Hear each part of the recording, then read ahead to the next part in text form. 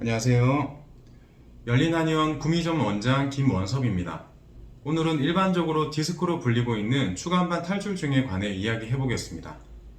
추간판 탈출증이란?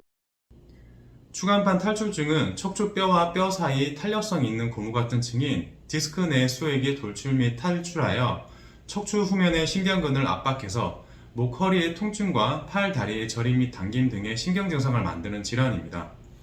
일반적으로 경추 추간판 탈출증을 목 디스크, 요추 추간판 탈출증을 허리 디스크라고 불리고 있습니다. 추간판 탈출증은 왜 생기는 건가요? 일반적으로 물건을 들면서 삐끗하거나 사고를 당해서 생기는 경우를 많이 떠올리게 되는데요. 이유 없이 증상이 나타나는 경우도 많습니다. 평소에 나쁜 생활 습관과 자세들로 인해 골반과 척추가 틀어져 디스크로 과부하가 걸려있기 때문입니다.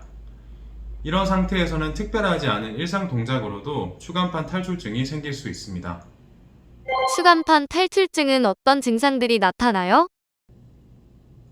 일반적으로 요추 추간판 탈출증의 증상은 골반 다리로 저리거나 당기는 신경 증상과 허리의 통증 및 뻣뻣함이 동반됩니다. 요통 없이 골반 다리의 신경 증상 위주로 나타나는 경우도 많습니다. 그리고 경추 추간판 탈출증은 팔로 내려오는 신경 증상과 목, 어깨의 경직 및 통증이 나타납니다.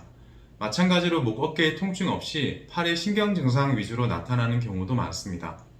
추간판 탈출증은 무조건 수술을 해야 하나요? 추간판 탈출증 진단을 받으면 수술을 해야 되는지 알고 불안해하는 경우가 많습니다.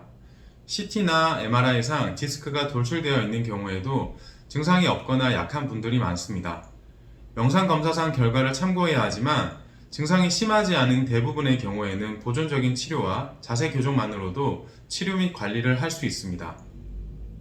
그럼 어떤 경우에 수술을 해야 하나요?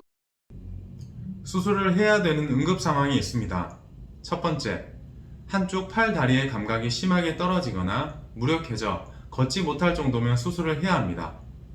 두 번째는 대소변의 감각이 이상이 있을 때, 세 번째는 증상이 6주 이상 지속되면서 팔, 다리의 근육 위축이 올 때입니다. 이런 경우에는 병원으로 가서 상담을 받고 수술을 받아야 합니다. 한의원에서는 어떤 치료를 하나요? 추간판 탈출증은 기본적으로 척추와 골반의 틀어짐을 전제로 생기는 질환이기 때문에 균형이 떨어진 척추와 골반을 바로잡는 추나 치료를 받아야 합니다. 만약 수술을 했더라도 척추의 틀어짐이 있어 재발이 되는 경우가 많습니다. 이런 경우에도 추나 치료로 밸런스를 교정하는 것이 좋습니다. 두 번째로 디스크를 포함한 인대 근육의 회복을 위해선 한약 치료를 합니다. 추간판 탈출증은 척추 틀어짐으로 인해 관절, 인대, 근육의 손상 및 염증이 생깁니다.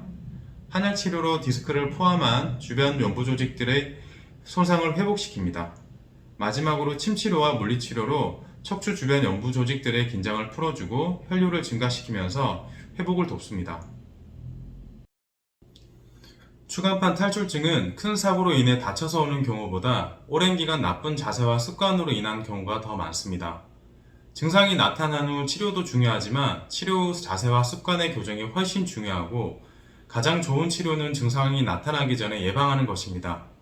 지금부터 당장 굽은 허리와 어깨를 펴고 스트레칭을 하시기 바랍니다. 감사합니다.